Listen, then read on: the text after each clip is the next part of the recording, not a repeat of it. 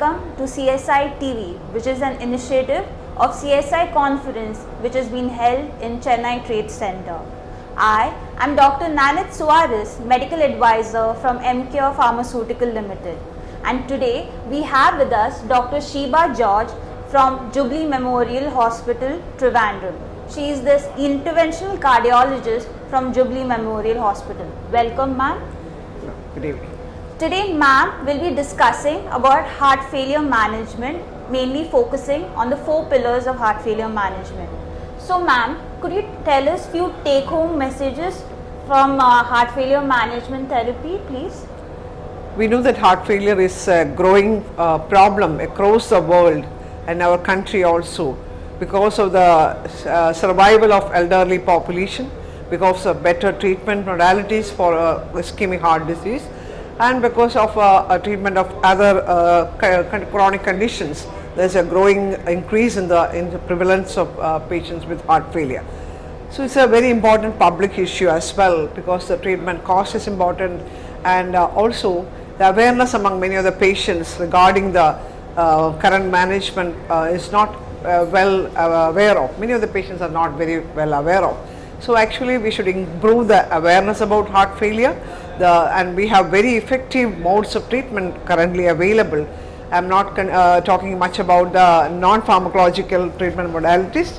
I think I should highlight only the pharmacological ways of treatment.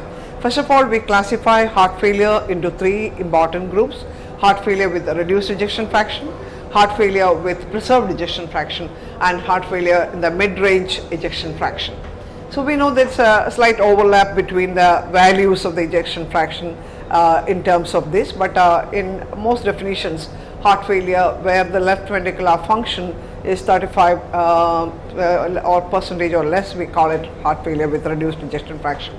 And heart failure more than, from 40 to 49% is mid-range, and above 49 to up to 50% is heart failure with preserved ejection fraction. We are actually, when you classify this way, we are taking only into consideration the ejection fraction of the left ventricle. We are not taking into consideration the ejection fraction or the systolic function of the right ventricle. Okay, in the most majority of the patients with heart failure with reduced ejection fraction, there will be associated right ventricular dysfunction as well. So we have now very effective pharmacological agents which can give reduction in hospital admissions and improvement in their symptoms, and some reduction in mortality as well. But most striking is a reduction in the need for hospitalization, and symptomatic improvement is very dramatic. So to talk about the 4 major pillars of heart failure of reduced ejection fraction, and the most important one we know is actually to start off with one of the 4 agents, or simultaneously you can start all the 4 agents based on the patient's hemodynamic status. The patient is hemodynamically stable and the patient is off inotropic, parenteral inotropic agents. You can start these agents one by one or almost simultaneously in small doses. I generally do start them almost simultaneously in small doses and gradually step up the doses if the patient is totally hemodynamically stable. During the hospital index hospital administration itself, I'll try to introduce these agents.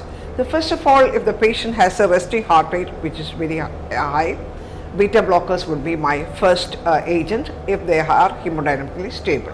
Second, of course, we can start with the SGLT2 inhibitors, because they do not produce very dramatic side effects for the patient, like the hypotension or the problems are much less with SGLT2 inhibitors.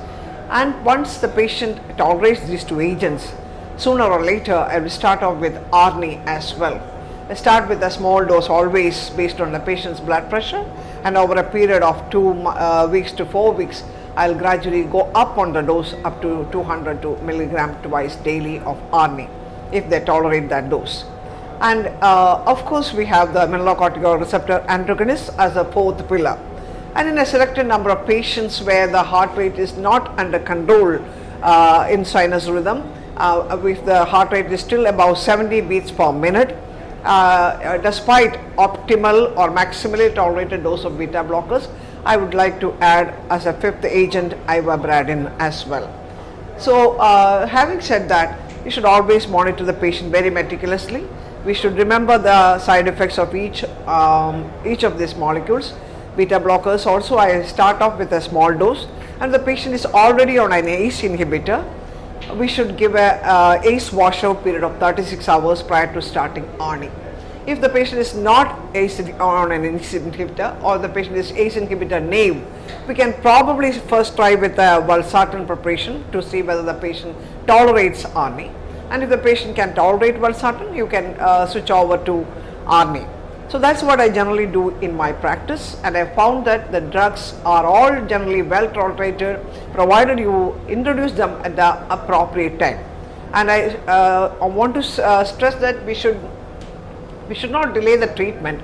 We should give the benefit of all these important agents to all patients with reduced heart failure with reduced ejection fraction.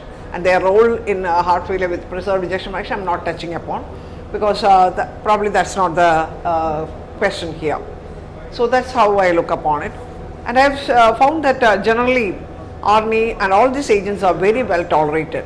You start up with a small dose and gradually over 2 to 4 weeks time step up, monitor the renal function, serum creatinine, and also always look for blood pressure monitoring both in the standing as well as recumbent position, because postural hypotension may be a problem in elderly individuals particularly, especially if they may be on other antihypertensive agents as well. Okay. Thank you, ma'am. That was really insightful. As ma'am discussed on mainly the 4 pillars of heart failure management, and she stressed on the fact that do not delay the therapy of heart failure management and monitoring of patients on heart failure management therapy. So thank you, ma'am, for giving your valuable time for this interview. Thank you.